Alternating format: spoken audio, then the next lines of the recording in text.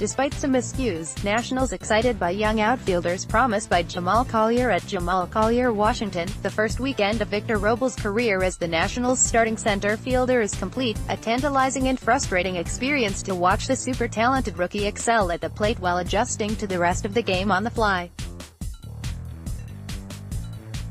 A 3-game sample space is not enough to Washington. The first weekend of Victor Robles' career as the Nationals' starting center fielder is complete, a tantalizing and frustrating experience to watch the super-talented rookie excel at the plate while adjusting to the rest of the game on the fly.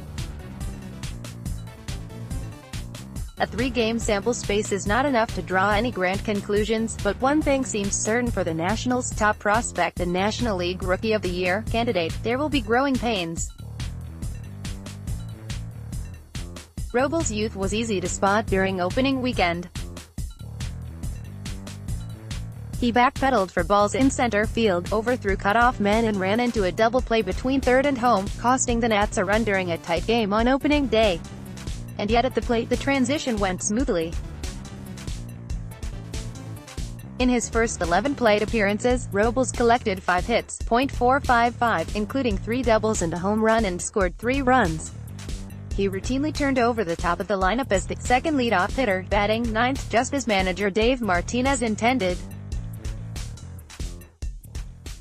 So despite the uneven start, the Nationals feel encouraged by Robles' opening weekend as an everyday player. Sure, there will be a learning curve and some of his mistakes early on could be difficult to watch. But the team is prepared to ride those ups and downs as Robles develops somewhat on the fly at the major league level. You've got to remember he's 21 years old, and he's playing in the big leagues. Martinez said, "I've been there, I know the struggle. He's going to get better." The game appeared to be moving fast for Robles at times this weekend, but number 21-year-old would even have the opportunity to make those mistakes on such a big stage without offering glimpses of his enormous talent. The number 4 prospect in MLB has AHR and 3.2 in 3 games. Robles misplayed a Jeff McNeil triple and Pete Alonso double in the first 2 innings, and then promptly smacked a solo home run to begin the 3rd inning. He even started the 5th inning with a single, which was quickly erased when Robles got picked off leaning too far off first base. One step forward, followed by a step back. "If anything, it's me just being too quick out there and trying to make things happen too fast," Robles said through team interpreter Octavio Martinez. "But in reality, I feel confident and good out there. Whether things are going good or bad, I try to remain positive and confident on the field. I don't try to hamper too much on negative stuff. I know I have the tools and I just let my tools come out." Initially, the Nationals planned to split Robles' time in center field with Michael A. Taylor, easily their best defensive outfielder and an elite defender. Then, Taylor sprained his left knee and left hip on a diving play near the end of the spring, an injury the team announced would require him to miss a significant amount of time. Taylor grew optimistic when he felt much better the next day and started doing some light baseball activities a few days after the injury, but the team still has not released a clear timetable for his return.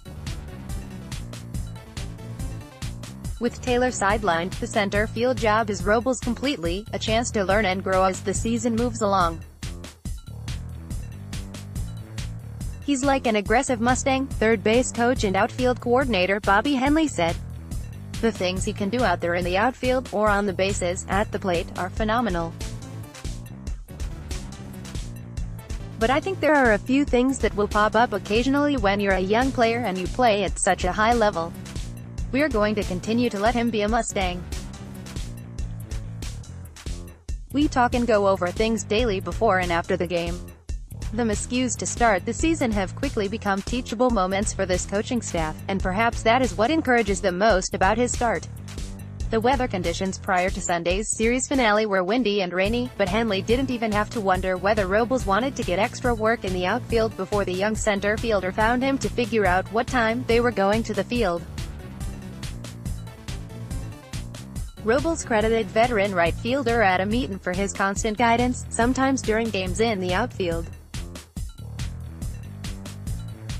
"I just keep telling him, we want you to be aggressive. Martinez said, but aggressively smart, and that represents the dilemma for the Nationals, trying to teach Robles without taking away any of the aggressiveness that made him such an exciting prospect to begin with.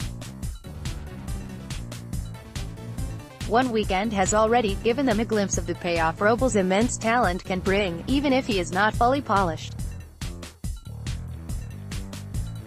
But as Robles grows more comfortable at the major league level, the Nats are confident those mistakes will become fewer and farther between.